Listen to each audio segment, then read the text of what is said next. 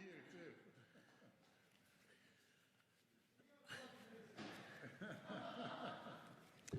Well, good morning, everyone, and thank you very much for joining us at the Richmond Hill Chrysler Dodge Jeep Ram dealership this morning. Great to be here with all of you, and it's so nice to see many familiar faces from all levels of government joining us.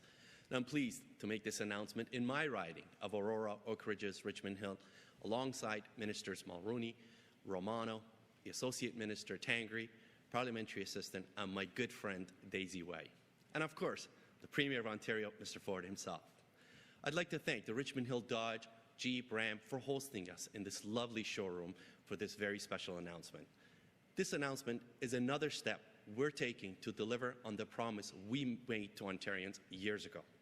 From day one of our government, made a commitment to do whatever is necessary to make life more affordable for Ontarians. The changes we've made and the changes we continue to make are driving the province forward and are helping to put more money back into people's pockets. By joining forces and coming together, we're making remarkable strides in our journey to make Ontario a more attractive place to live and grow. And without further delay, I'd like to introduce the Honourable Premier Doug Ford to the podium. Thank you.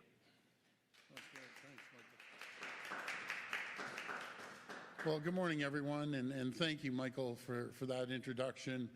And it's great to be here in Richmond Hill with our great team, Minister Mulroney, Minister Romano, Associate Minister Tangri, and PA Way.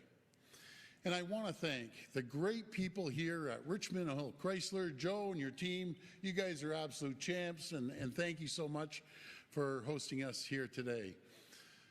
Before I begin, I want to take a moment to address the situation in Ottawa. Over the weekend, the illegal blockade that occupied the city was ended and the remaining protests were cleared out. This blockade was a nightmare for the people of Ottawa, and I want to send my thanks to the Ottawa Police, the OPP, RCMP, and all police services across the country for the role in bringing this to an end. Now I want to talk about why we're here this morning. I'm here today with great news for everyone across the province. From day one, our government has worked hard to save money for the people of Ontario because we believe hardworking Ontarians know the value of a dollar. And the best place for your money is in your pocket, not the government's pocket. We know the rising cost of living has made many things more expensive and can make it harder for families to make ends meet. After 2 years of the pandemic, people don't need any more hurdles in the way of getting back on their feet and back to normal. That's why our government is taking real action to cut costs and give real help to people and families across Ontario. Earlier this year, we raised the minimum wage to $15 an hour, benefiting millions of hardworking families. Just this Friday, we announced that we're getting rid of tolls that were brought in by the last Liberal government on highways 412 and 418 starting in April of this year. And today, our government intends to pass major red tape reduction legislation to reduce the cost of living and doing business in Ontario.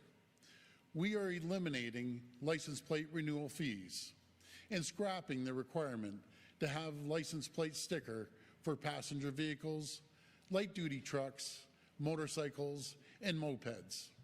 On top of that, we're going to refund what you've paid to renew your stickers for the past 2 years. We're refunding all license plate sticker fees paid since March 2020. This means over 7.5 million vehicle owners can expect a refund. To receive a refund, drivers will have to confirm the address on their license is up to date on ontario.ca/address change. There's also a dedicated line at Service Ontario at 888-333-0049. I'll repeat that, 888-333-0049. And any outstanding tickets or fines will also have to be covered before you can receive your refund. So make sure to get everything in order before March the 7th so you can receive your refund check. which will be sent out by the end of April. Moving forward, drivers will still renew their license plates, but now it is completely free of charge and there won't be any sticker required. We're committed to reducing the burden on the hardworking folks who need a break. And this change will provide real savings to drivers all across this province. Drivers in Southern Ontario can expect to save $120 in fees per year, and those in Northern Ontario, $60 per year. And these savings add up. That means a little more money in your pocket to help with groceries or pay bills. This is just another step we're taking to make life more affordable, a concrete action that will put money back in your pocket where it belongs and deliver savings to people year after year after year. Because we're 100% committed to keeping this province affordable for families and ensuring Ontario is the best place in the world to live and work. Friends, our province has come so far. We can't afford to go back to the politics of no. Instead, your government is saying yes. Yes to building, yes to investing, and yes to growing. Friends, let's say yes to a better and brighter future that the people of Ontario deserve. I want to thank you, and God bless the people of Ontario. Thank you so much. Okay, we're ready to take questions. If you have a question, just form a line behind the microphone. Just a reminder, it's one question and one follow-up. Premier, good morning. Steve Ryan from CP24. Sir, it's been reported that the renewal of validation stickers is $1 billion a year for the province. Does it concern you that we are losing that money? It's actually your money. It's everyone's money out there. It's not the government's money. We're just putting that back into your pocket, and it's about affordability. You know, people have been hurt so much over this pandemic, and that's $1 billion that's going back into the economy. It's $1 billion that people can go out and $120, you own 2 vehicles, that's $240. You might be able to spend it a lot wiser than the government. Matter of fact, I know the people can spend their money a lot wiser than the government. All 3 levels of government, by the way. You know, we see the cost of living going up. We see the gas prices going through the roof because of the carbon tax. You know, I predicted this carbon tax a long time ago. I said, the gas is going to go up, all the goods are going to go up, your groceries are going up, and it kind of fell on deaf ears on certain parts of the country. Well, we're a government that's putting more money in their pockets, no matter if it's a sticker, no matter if it's the people out in Durham region that can hop on the 412 and 418. And I had a gal the other day in our office, and she told me that it cost her $40 on the tolls out in Durham. That's just one trip. That's staggering. Thank you for that. And does the province plan on recouping that money in other areas or cutting up services? Well, this kind of reminds me of when we first got elected. You know, the media is saying you got to raise taxes. Folks, that's the worst thing you can do, is take money out of your pockets, take money out of businesses, and put it in the government's pocket.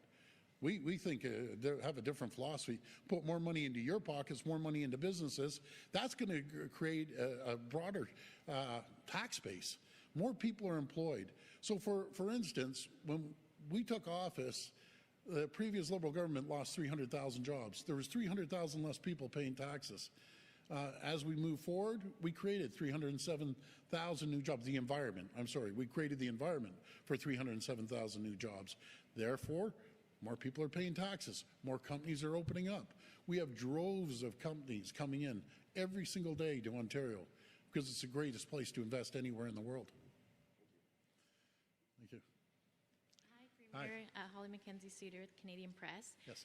We've heard, the last couple of weeks, your kind of excitement to roll back the COVID restrictions, but we just kind of wanted to get a bit more of an explanation. Like, what's the rush to lift all the restrictions within the next month or so, which seems to be your intent, and why not kind of stick with the more measured pace? Well, I wouldn't say it excitement. I always take the recommendations off Dr. Moore, and this was our plan right from January, right from the get-go. My point last week, we're going to be very cautious, but people want to move on. People want to move on with their lives. So I wouldn't call it anxious. I've been accused of being the most cautious leader in all of North America. So, you know, I just want to move forward, get back to normal, get lives back to normal, and unite this province and unite this country. I'm wondering about the budget that we're going to see in the next, I guess, month or so. Like, can you commit to Ontario having a childcare deal with Ottawa before the budget, or the gas tax cut that was promised earlier? Yeah, so two points. The child care, we are so close right now. We are so close, and hopefully we can get it done as soon as possible. But I'm confident we'll get it done. The gas tax, you know, I had, you know, I called out the Prime Minister.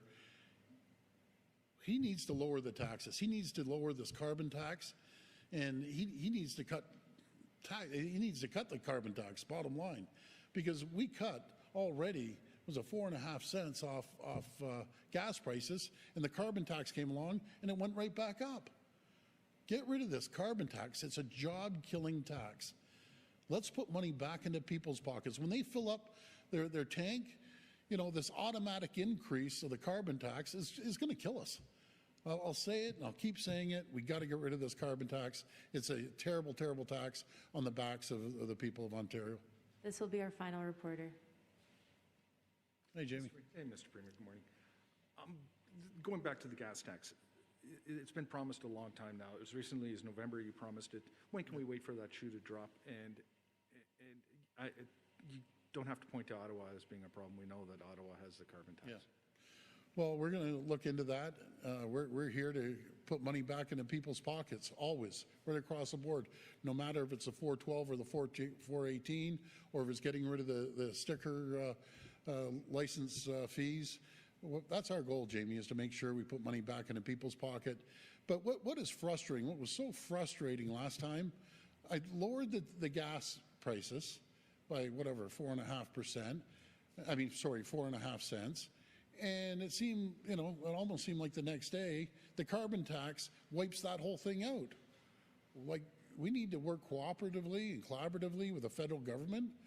Rather than taxing people nonstop, why don't we put money back into their pockets to make it more affordable to be able to live? People are getting crunched right across the board. Higher prices in food, higher prices in gas, everything's going up. But we need to put money back into their pockets. Again, I'll repeat what I said. The worst place to give your money is the government. You know, I always believe each and every one of you can spend that money a lot wiser than we can. You can stir the economy. You can go out there and maybe go for dinner or do something with that $120, or if you have two cars, $240. That's how we stir the economy. So Thanks, I think everyone. that's it. Well, thank you, everyone, and enjoy getting rid of those stickers. Being a label person, I'm a sticker guy, I'd never think I'd be doing this. But get rid of those stickers. Can't wait. Thank you.